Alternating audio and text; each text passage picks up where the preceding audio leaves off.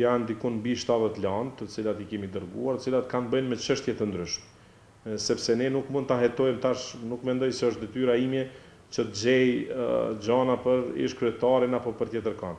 Detyra ime është që kur gjej parregullsi, është ta mbroj interesin publik dhe ta mbroj interesin e komunës së Prishtinës. Nëse mendoj se dikund i është dëmtuar komuna e Prishtinës, atëherë mendoj se kjo është rast për prokurorinë. Ka çështje aty edhe të prokurimit, edhe të ndërtimeve pa leje, edhe çështje të pronave të cilat i kemi dërguar. Ligji për Prishtinën është në fazën e grupit punues, të cilën e ka caktuar Ministria e Administrimit të Pushtetit Lokal.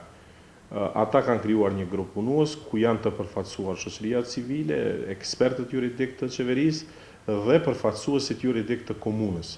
Në këtë aspekt ata e kanë për detyrë ta përgatisin një koncept note, që e quajmë ne, që është se çka duhet të përmbajë ligji i Prishtinës në aspektin e politikave dhe si duhet duket që pastaj t'ju jepet juristëve vetëm në përkthim në gjuhën ligjore në mënyrë që të jetë ligji gati.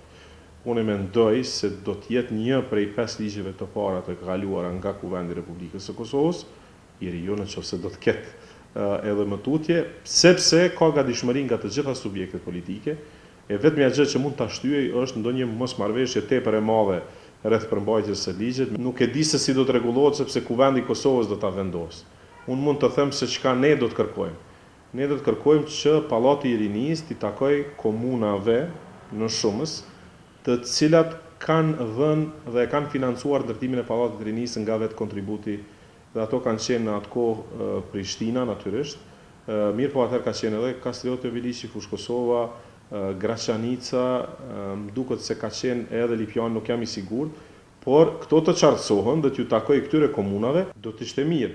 Në synimi jonë është, tash mbetet që me institucionet qeveritare të vlerësojmë, sepse ju e dini që kemi kërkuar nga të gjitha institucionet publike që t'i largojnë, por kemi kërkuar edhe nga policia listën e objekteve të cilat konsiderohen objekte që kanë nevojë për siguri të lartë, për shembull ambasadat, nuk mund t'i largojmë rrethojat nga ambasadat sepse janë çështje edhe të marrëveshjeve ndërshtetërore, por edhe janë çështje sigurisë.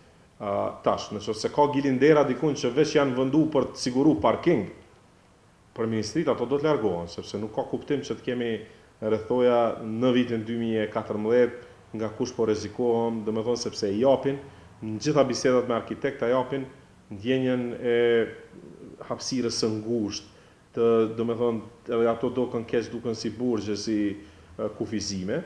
Prandaj ne kemi filluar këtë aksion, do ta vazhdojmë. Duhet vendimi më njëherë që të jetë, nëse ka parregullsi, procedoja te prokuroria, ata vendosin se atë duhet të vazhdoj. Kemi unë jam pak i brengosur me shpejtësinë me të cilën merret prokuroria me çështje.